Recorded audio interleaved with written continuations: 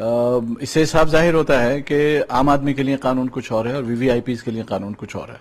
अब हम ये देख रहे हैं कि बीजेपी के एमएलएज और बीजेपी पार्टी जो है बाकायदा आसाराम बाबू को सपोर्ट कर रही है और वो छुपते फिर रहे हैं उन तमाम स्टेट्स के अंदर जहां बीजेपी रूल कर रही है। तो ये सेंट्रल गवर्नमेंट के लिए भी और स्टेट गवर्नमेंट्स के लिए भी एक बहुत बड़ी चुनौती का मामला है। उसकी वजह यह है कि इतना सीरियस, हम ये नहीं कह रहे कि वो आप लोग हैं, उन्होंने जुर्म किया, लेकिन मज़ीद उनके खिलाफ बड़ा ज़बरदस्त इल्ज़ाम लगा है, संगीन इल्ज़ाम लगा है, तो उनको पुलिस के साथ में कोऑपरेट करना चाहिए। और अगर वो मुलजिम नहीं है तो उनको बाइज्जती भी रिहा कर दिया जाए, और अगर वो मुलजिम हैं तो उनके खिलाफ सख्त से सख्त एक्शन होना चाहिए। हमको नहीं समझ में आता कि हिंदुस्तान के अंदर किसी भी मसीह के धर्म के बड़े आदमी को या मसीह पॉलिटिशियन को इस बात की इजाज़त है कि वो कानून के साथ में खिलवाड़ करे और उसके बाद छुपता फिरे। ये तो बड़ी अजीब बात है। तो बिल्कुल इसी तरह की बात हो गई कि जो सीनियर मोस्ट पुलिस ऑफिसर जो है वो गुजरात का भगौड़ा डिक्लेयर कर दिया गया और फिर उसके बाद मौके को उसको स्ट्रेचर पे लाया गया, फिर उसके बाद कुर्सी पे लाया गया, और जब उसकी रिजेक्ट हुई तो एकदम से उठ के भाग गया।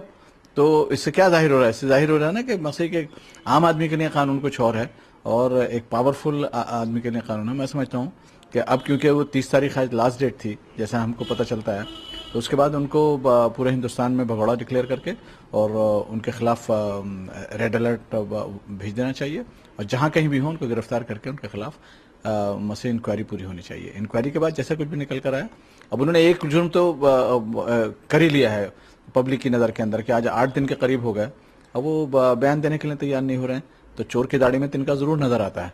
तो इसलिए मसीह गवर्नमेंट को इन तमाम चीज़ों के ऊपर नज़र रखनी चाहिए और सख्त से सख्त कदम उठाना चाहिए। सर, कल एक मोस्ट वांटेड आतंकवादी हसन भटकल जो अरेस्ट हुआ, कई मामलों में वो वांटेड था, कितना बड़ा सफलता मानते हैं?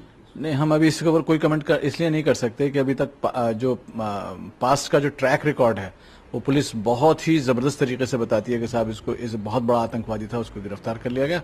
उसके बाद पता चला, और सारे उसके खिलाफ हम लोगों ने केसेस भी देखे, और उसके बाद ये पता चला कि नहीं, वो तो बिल्कुल गलत हुआ था और उसको रिहा कर दिया गया। तो अब जो जितनी भी हमारी इन्वेस्टिगेटिंग एजेंसीज हैं वो इसमें इन्वेस्टिगेट करें और सच्चाई तक पहुँचें।